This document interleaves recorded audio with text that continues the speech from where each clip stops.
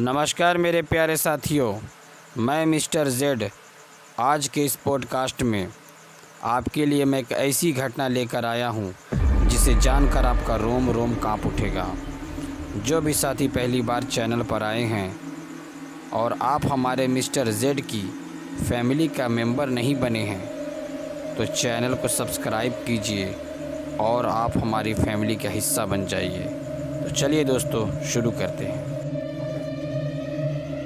कभी कभी इंसान अपनी नफ़रतों में इतना अंधा हो जाता है कि वह दूसरों को बर्बाद करने के लिए शैतान का भी सौदा कर लेता है।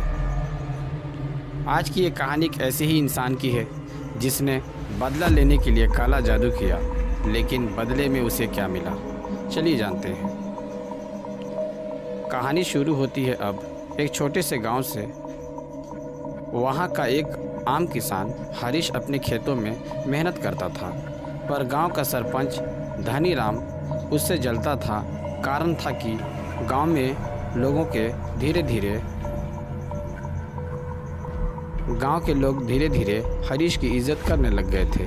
धनी राम को यह बर्दाश्त नहीं था। उसने एक रात गांव के बाहर रहने वाले एक तांत्रिक भैरवनाथ से मिलने का फैसला किया। भैरवनाथ एक ऐसा आदमी था जिसे लोग जिंदा चुड़ैल पालक कहते थे। उसका दाव था कि वो आत्माओं को पिंजरे में कैद करके उनसे काम करवाता है। काले जादू की शुरुआत। धनी राम ने भैरवनाथ को पैसे दिए और कहा, मुझे हरीश की बर्बादी चाहिए, उसकी ज़मीन सूख जाए, उसका परिवार बिखर जाए। भैरवनाथ ने एक लोहे का पिंजरा दिया और कहा, इसे रात को हरीश के खेत में गाड़ देना और किसी भी कीमत पर पीछे मुड़कर मत देखना। धनी राम ने वैसा ही किया। अगले दिन अजीब घटना शुरू हो गई। हरीश के खेत में सारी फसलें काली पड़ने लगी। उसकी पत्नी सीमा को रात में नींद ना आने लगी और नींद में चलने की बीमारी हो गई। बच्चा वेदांत अचानक से खामोश रहने लगा और दीवारों से बात करने लगा। एक रात सीमा ने हरीश से कहा, मुझे ऐसा लगता है कि कोई हमें देख रहा है और मैं रोज़ एक ही सपना देखती हूँ कि कोई पिंजरे में बंद लड़की मुझसे मदद मांग रही है। सच्चाई सामने आती है दोस्तों।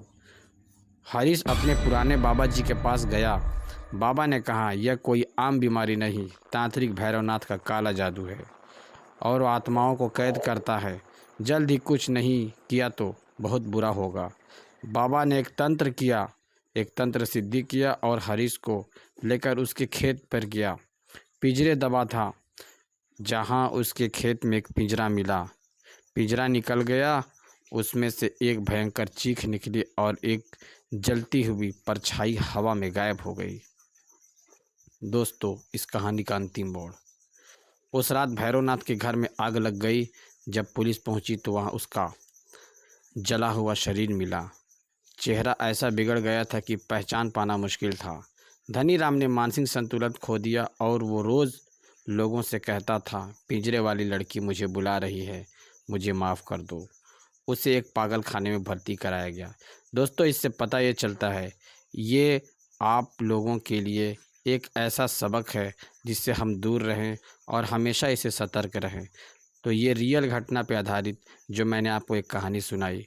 दोस्तों, और भी हम रियल घटना पे आधारित आपके लिए इसी तरह की कहानी लेकर आते रहेंगे, तो चैनल को सब्सक्राइब कीजिएगा।